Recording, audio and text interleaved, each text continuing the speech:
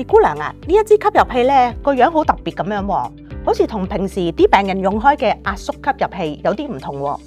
哦，係啊，其實呢一支咧就係輕霧吸入器，佢嘅藥霧咧會停留得耐啲啦，而且藥霧咧會更多、更易直達肺部。咁不如我哋示範一下點樣去安裝一支全新嘅輕霧吸入器啊！打開全新嘅輕霧吸入器，要先按下安全閂，同時拉低透明底座，將藥筒較窄嘅一邊推入吸入器，放喺台面向下壓至聽到咔一聲，重新蓋上透明底座。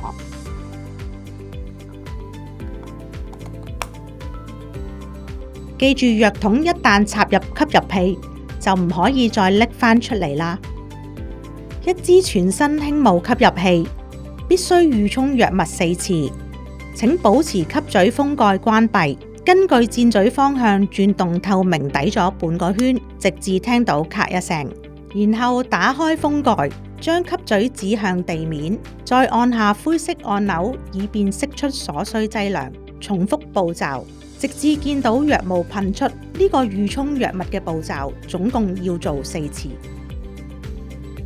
輕霧吸入器有劑量顯示計，當指標開始指向紅色嘅位置，表示吸入器裏邊有大約14次嘅劑量，就要準備配藥啦。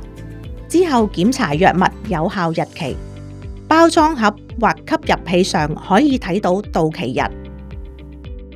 準備好就可以開始用藥㗎啦。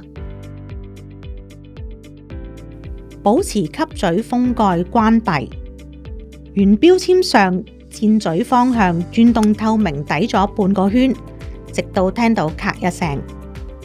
打開吸嘴封蓋，拎住吸入器，下巴稍微抬起，坐直，將肺部空氣慢慢完全呼出，雙唇緊含住吸嘴，按下劑量釋出按鈕，同時緩慢而深咁吸氣至盡為止。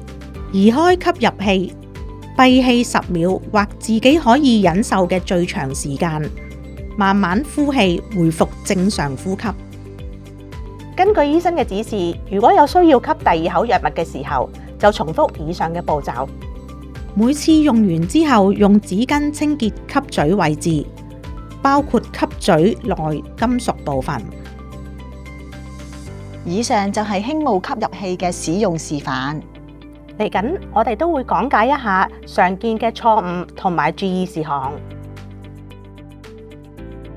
留意唔好遮住吸入器上面嘅通風口，如果遮住就會影響出藥量，減少吸入肺部嘅藥量㗎。列姑娘啊，我今日見到咧有個病人用輕霧吸入器，佢就話支藥咧佢已經1個星期冇用㗎啦。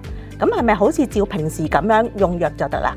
嗱，其實如果連續3日冇用嘅時候咧，我哋需要預沖藥物連續2次嘅。咁即係話，如果佢1個月冇用支藥，係咪都係預沖2次就得呢？如果連續21日冇用嘅時候，我哋就要叫病人預沖藥物連續4次噶啦。記住，千祈唔好遮擋吸入器通風口，緊含吸入器吸嘴，用口緩慢而深咁樣吸入藥物，然後閉氣10秒。要依照醫護人員建議用藥，先可以最有效咁控制病情㗎。我哋啱啱講解咗輕霧吸入器嘅正確使用方法、常見錯誤同埋注意事項。如果大家有疑問嘅話，可以向醫護人員查詢㗎。